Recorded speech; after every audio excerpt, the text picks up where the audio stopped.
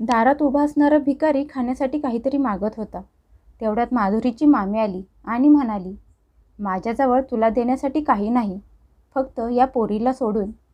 असं म्हणत त्यांनी माधुरीचा हात पकडला आणि तिला त्या भिकाऱ्याच्या अंगावर ढकलून दिले. माधुरी अनाथ होती. ती तिच्या मामीसोबत राहत होती. तिची मामी तिच्यावर खूप अत्याचार करत होती. माधुरी रडत मामीला म्हणाली, मामी, मला याच्यासोबत पाठवू नकोस, मी तुझ्या पाया पडते. पण तिच्या मामीवर तिच्या बोलण्याचा काहीच फरक पडला नाही. त्यांनी त्या दोघांच्या तोंडावर दार लावून घेतलं. तो भिकारी तिला घेऊन एका अशा ठिकाणी गेला जिथे गेल्यावर माधुरी डोळे मोठे करून बघतच राहिली. कारण माधुरी एका गावात राहत होती. ती 18 वर्षांची होती. ती अनाथ होती. तिचे आई वडील ती लहान असतानाच वारले होते. तिच्याजवळ राहण्यासाठी कुठला ठिकाणा नव्हता. शेवटी नाईलाजाने तिला तिच्या मामाच्या घरी आजोळ येऊन राहायला लागलं. तिथे तिला डोक्यावर छत तर मिळालं, पण आपलेपणा, प्रेम मिळालं नाही.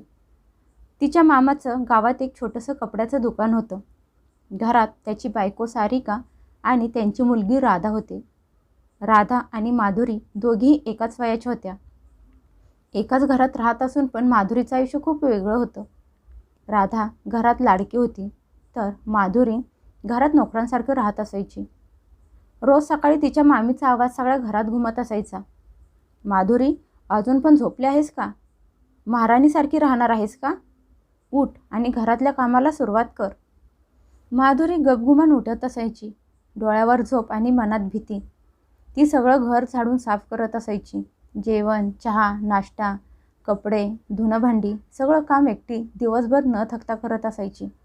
तर दुसरीकडे राधा आरामात खोलीत बसून फोनवर टाईमपास करत असायची आणि अधूनमधून माधुरीला हुकूम देत म्हणायची, माधुरी, मला पाणी आणून दे, माझे कपडे इस्त्री कर, माझी चप्पल पुसून ठेव. माधुरी प्रत्येक वेळी हो म्हणून गपगुमान सगळी कामं करत असायची. ती ना कधी तक्रार करायची आणि नाही कधी उलट उत्तर द्यायची. तिची मामी तिला प्रत्येक वेळी रागात म्हणायची, माधुरी, घरातली कामं नीट करत जा, नाही तर तुला जेवायला मिळणार नाही. हे ऐकून माधुरी भीतीने लवकर लवकर काम करत असायची. पोटात अन्नाची कमी असल्यामुळे ती अगोदरच खूप अशक्त झाली होती आणि शिक्षा मिळेल या भीतीने तिचं मन कापत असायचं. ती दिवसभर फक्त कष्ट करत असायची, पण तिला त्या घरातनं आराम मिळायचा नाही, प्रेम. एक दिवस संध्याकाळी माधुरी बाहेर अंगणात झाडू मारत होती. तिच्या हातात जरा पण अवसान नव्हतं, तरी पण ती काम करत होती. तेवढ्यात तिचा मामा घरी आला. तो पण खूप थकलेला होता. माधुरी त्याला बघून एका कोपऱ्यात जाऊन उभी राहिली.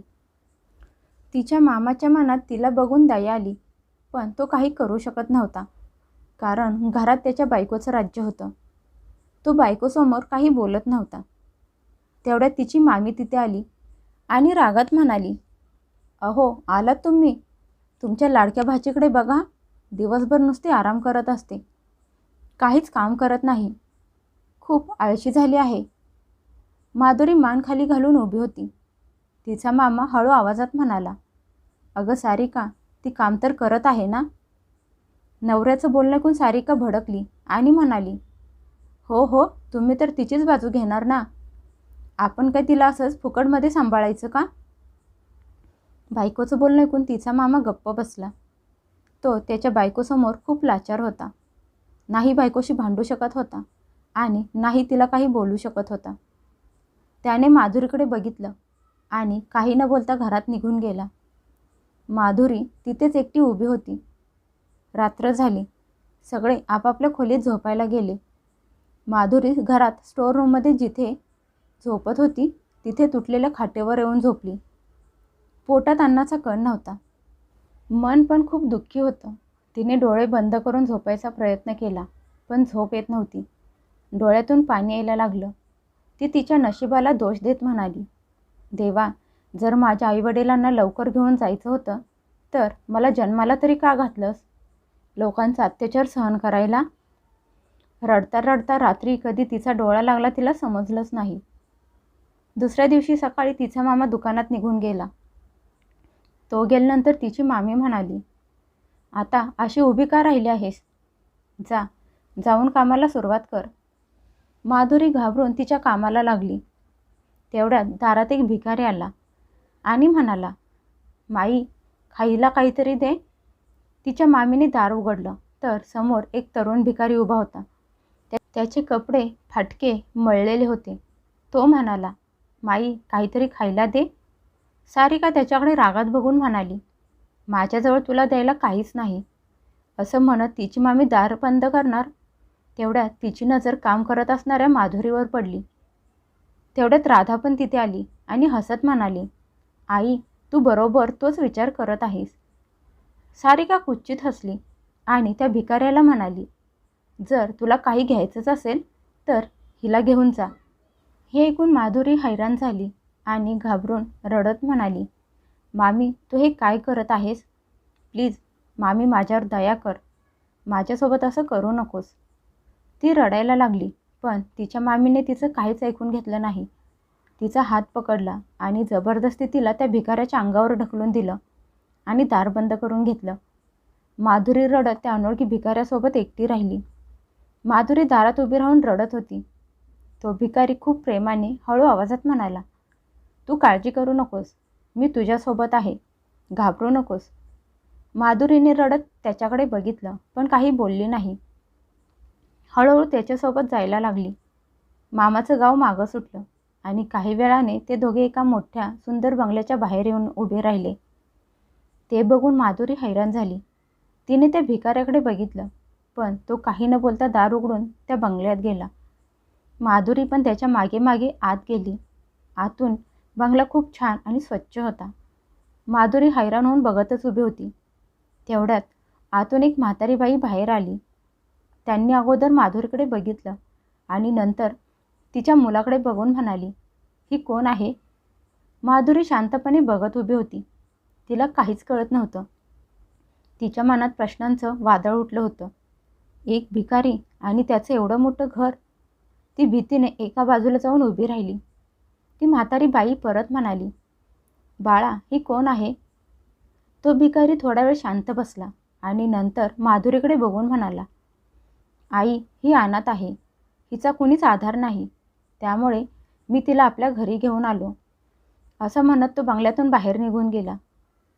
त्याची आई मालतीताई काही वेळ उभी राहिली आणि नंतर प्रेमाने माधुरीला म्हणाली, ए बाळा, माझ्यासोबत चल. असं म्हणत त्या माधुरीला एका खोलीत घेऊन गेल्या.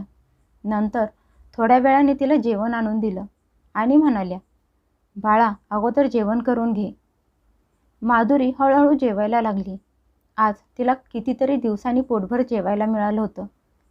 जेवण झाल्यानंतर मालतीताई तिच्या जवळ बसल्या आणि प्रेमाने तिच्या डोक्यावर हात फिरवत म्हणाल्या, बाळा, आजपासून हे घर तुझं आहे. आता तू इथेच राहणार आहेस. माधुरी हैराण होऊन इकडे तिकडे बघायला लागली. तिच्या मनात तोच प्रश्न होता. एक भिकारी आणि त्याचं एवढं मोठं घर. तिला काहीच कळत नव्हतं. ती शांत बसली. संध्याकाळ झाली तसा तिचा मामा घरी आला आणि माधुरी त्याला घरात कुठेही दिसली नाही, म्हणून त्याची नजर तिला शोधायला लागली. तो बायकोला म्हणाला, माधुरी कुठं आहे? घरात कुठंच दिसत नाही. त्याची बायको सारिका बिनधास्त म्हणाली, मी तिला पाठवून दिलं. हे ऐकून तिचा नवरा चकित झाला आणि म्हणाला, पाठवून दिलं? कुठे पाठवून दिलंस तिला आणि कुणासोबत? सारिका थंड स्वरात म्हणाली, आज सकाळी एक भिकारी आला होता, त्याच्यासोबत तिला पाठवून दिलं. बायकोचं बोलणं ऐकून त्याचा चेहरा उतरला. तो रागात म्हणाला, सारिका, तू हे काय केलंस? ती एक तरुण मुलगी आहे आणि तू तिला असं कुणासोबतही पाठवून दिलंस?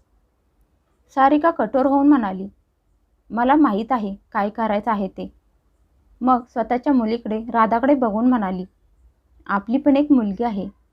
त्या नवरा शांतपणे उभा होता. त्याला काहीतरी बोलायचं होतं, पण बोलू शकला नाही. त्याच्या चेहऱ्यावर नाराजी स्पष्ट दिसत होती. इकडे रात्री बंगल्यात खूप शांती होती. मालतीताई खूप प्रेमाने म्हणाल्या, बाळा, तू आराम कर. माधुरी काही न बोलता बेडवर बसली आणि मालतीताई दार बंद करून बाहेर गेल्या.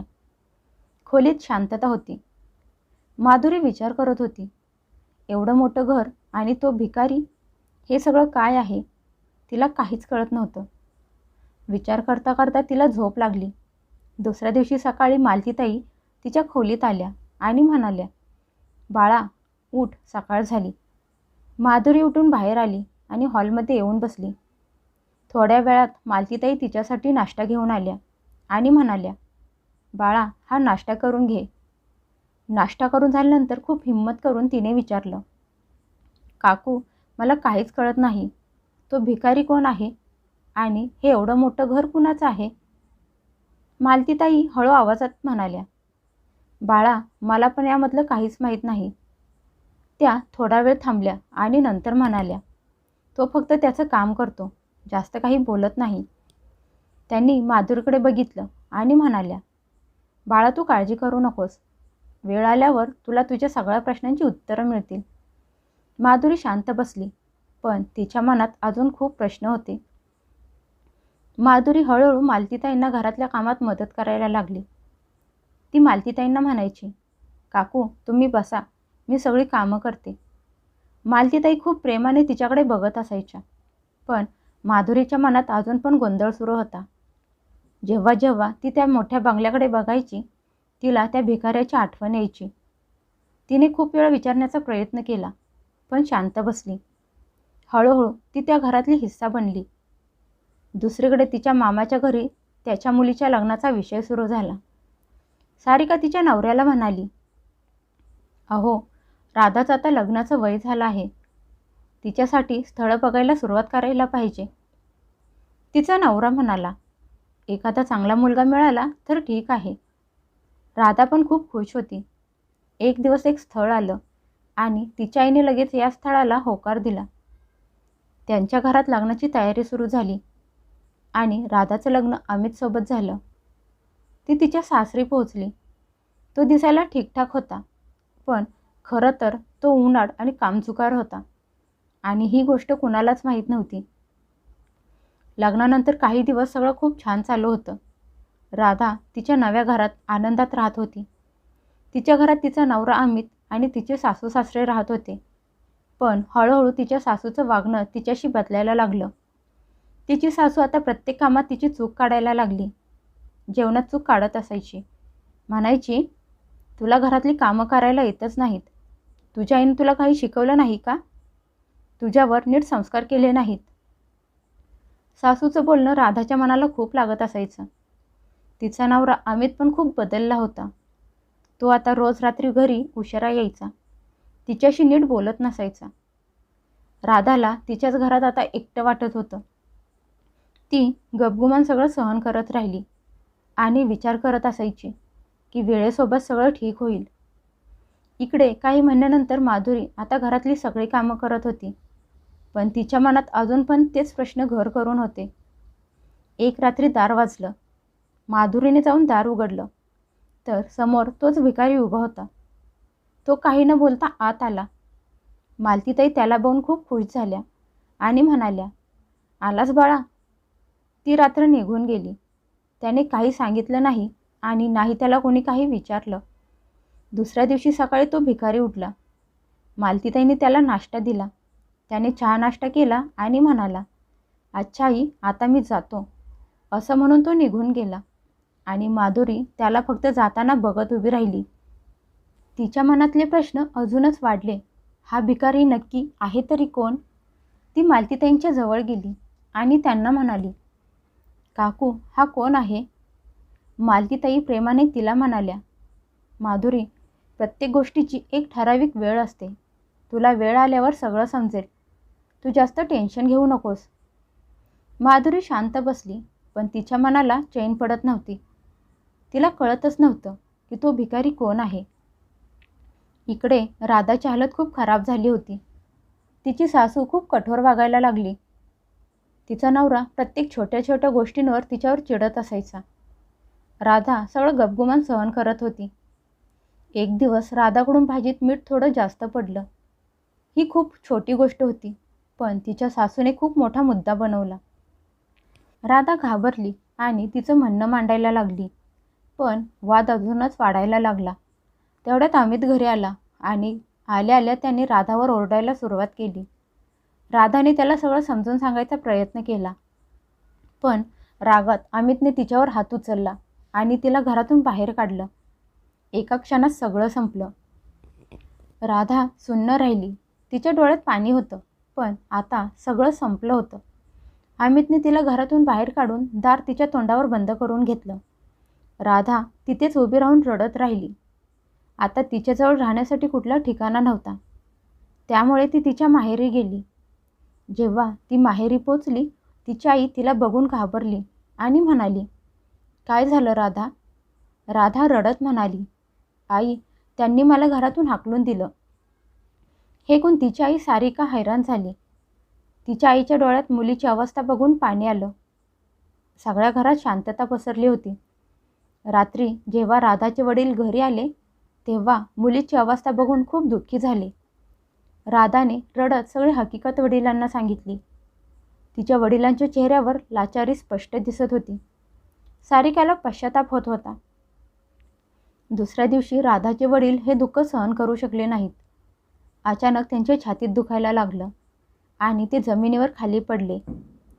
सारिका आणि राधा पळत त्यांच्या जवळ गेल्या, पण ते काही बोलू शकले नाहीत आणि त्यांना जागेवरच मरण आलं. गावातले सगळे लोक त्यांच्या घरी जमा झाले. तिच्या वडिलांचा अंतिम संस्कार केला. आता त्यांचं घर एकदम मोकळं आणि उदास झालं होतं. काही दिवस असेच निघून गेले. त्यांच्या घरात आता कमवणारं दुसरं कोणीच नव्हतं. त्यामुळे नाईलाजाने त्यांना त्यांचं दुकान विकायला लागलं. काही दिवस त्या पैशातून त्यांचा घर खर्च भागला, पण हळूहळू त्यांचे पैसे संपत आले. आता त्यांना कुणाचा आधार नव्हता आणि नाही कुणाची कमाई. घराची अवस्था खूप वाईट झाली. सारिका आणि राधा खूप टेन्शनमध्ये राहायला लागल्या. एक दिवस राधा रडत तिच्या आईला म्हणाली, "आई, आपल्याकडून खूप मोठी चूक झाली. आपण माधुरीसोबत खूप चुकीचं वागलो." असं म्हणत तिने मान खाली घातली. त्या दोघींना त्यांच्या वागण्याचा खूप पश्चाताप होत होता. गावातल्या लोकांनी आणि पाहुण्यांनी पण त्यांची साथ सोडली होती. कारण सगळ्यांनाच माहीत होतं त्यांनी माधुरीसोबत काय केलं होतं, कशा वागल्या होत्या. बहुतेक हे त्यांच्या वाईट कर्माचंच फळ होतं. आता त्यांच्याजवळ खायला पैसे उरले नव्हते. तिकडे काही दिवसांनी तो मुलगा घरी परत आला, पण आता तो भिकाऱ्यांसारखा दिसत नव्हता. त्याने छान स्वच्छ कपडे घातले होते. माधुरी त्याला बघून हैराण झाली. मालतीताई पुढे आल्या आणि म्हणाल्या, "आलास बाळा?" तो हसला आणि म्हणाला, "हो आई, मी आलो." माधुरी हैराण होऊन म्हणाली, "तुम्ही तर भिकारी होता ना? मग हे सगळं काय आहे?" तो शांतपणे सोफ्यावर बसला आणि म्हणाला, "इथे येऊन बस, मी तुला सगळं समजावून सांगतो." माधुरी त्याच्या समोर जाऊन बसली. तो म्हणाला, "आजपर्यंत मी ही गोष्ट कुणालाही सांगितली नाही, पण आज तुला सांगत आहे. पण तू कुणाला सांगायचं नाहीस." माधुरी हो म्हणाली. मग त्याने सांगायला सुरुवात केली. तो म्हणाला, "माझं नाव यश आहे. मी एक पोलीस अधिकारी आहे आणि एका सिक्रेट मिशनवर आहे." हे ऐकून माधुरी आश्चर्यचकित झाली. तो पुढे म्हणाला, "मिशनवर असल्यामुळे मला भिकाऱ्याचं रूप घ्यायला लागलं. काही महिन्यांपासून मी या गुप्त कामावर होतो, पण आता माझं मिशन पूर्ण झालं आहे." तो गंभीर होऊन म्हणाला, "लोकांसाठी मी भिकारी होतो, पण खरं तर मी देशासाठी काम करत होतो." तो माधुरीकडे बघत राहिला आणि नंतर खूप प्रेमाने म्हणाला, "मी तुला इथे कुठल्या तरी कारणामुळे घेऊन आलो होतो." माधुरी शांत बसली होती. यश म्हणाला, "आता आपण आपले नवीन आयुष्य सुरू करू. आपण दोघं लग्न करू आणि आपला नवीन संसार सुरू करू. मला तुझ्याशी लग्न करायचं आहे. तू माझ्याशी लग्न करायला तयार आहेस का?" माधुरी काहीच बोलली नाही, पण तिच्या चेहऱ्यावर हसू आलं आणि तिने लाजून मान खाली घातली. काही दिवसांनी त्या दोघांचं धूमधडाक्यात लग्न झालं. माधुरीच्या आयुष्यात आता आनंद, सुख आणि प्रेम सगळं काही होतं. माधुरी तिच्या नवीन आयुष्यात खूप खुश होती. यश तिची खूप काळजी घेत होता, तिच्यावर प्रेम करत होता. वेळ पुढे निघून गेली. एक दिवस यश प्रेमाने म्हणाला, "माधुरी, आपण शहरात फिरायला जाऊ." माधुरी पण तयार झाली. दोघं गाडीत बसून शहराकडे निघाले. माधुरी गाडीतून बाहेर बघून तिच्या नवीन आयुष्याचा आनंद घेत होती. काही वेळाने रस्त्यात ते दोघं जेवणासाठी एका हॉटेलमध्ये थांबले. माधुरी गाडीतून खाली उतरली आणि हॉटेलमध्ये जायला लागली. पण अचानक थांबली. रस्त्याच्या कडेला तिला 2 बायका बसलेल्या दिसल्या. त्यांचे कपडे फाटलेले होते आणि त्या दोघी भीक मागत होत्या. त्यांना बघून माधुरीला तिच्या डोळ्यांवर विश्वासच बसत नव्हता. तिने त्यांना लगेच ओळखलं. ती तिची मामी आणि तिची मुलगी राधा होती. माधुरी त्यांच्या जवळ गेली आणि म्हणाली, "मामी, तू इथे?" सारिकाने नजर वर करून बघितलं. अगोदर तर तिने माधुरीला ओळखलंच नाही, पण नंतर तिला बघून चकित झाली. तिची मामी म्हणाली, "माधुरी, तू?" तिचा आवाज कापत होता. तिची मामी म्हणाली, "तू जिवंत आहेस?" माधुरी शांत स्वरात म्हणाली, "हो मामी, मी माधुरी आहे."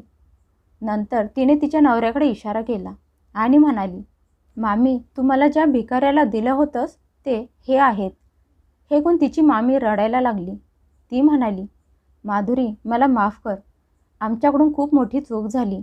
राधा पण मान खाली घालून बसली होती. माधुरी म्हणाली, "मामी, तू जे केलंस ते माफ करण्याच्या लायकीचं नाही, पण मी तुला माफ करते." तिने काही पैसे पर्समधून काढले आणि त्यांच्या भांड्यात ठेवले आणि तिथून निघून गेली. ते दोघं हॉटेलमध्ये गेले. यश हळू आवाजात म्हणाला, "हे तेच लोक आहेत ना?" माधुरीने हो म्हणून मान हलवली. तिने मोठा श्वास घेतला. जणू तिने तिचं जुनं आयुष्य कायमचं मागं सोडलं होतं आणि तिच्या आयुष्यात यशसोबत पुढे गेली होती. माणूस जे दुसऱ्यांच्या सोबत करतो ते एक ना एक दिवस त्याच्याकडे फिरून माघारी येतं. त्यामुळे कायम दुसऱ्यांच्या सोबत चांगले वागण्याचा प्रयत्न करा. माधुरीच्या मामीला आणि तिच्या मुलीला त्यांच्या कर्माचं योग्य फळ मिळालं होतं.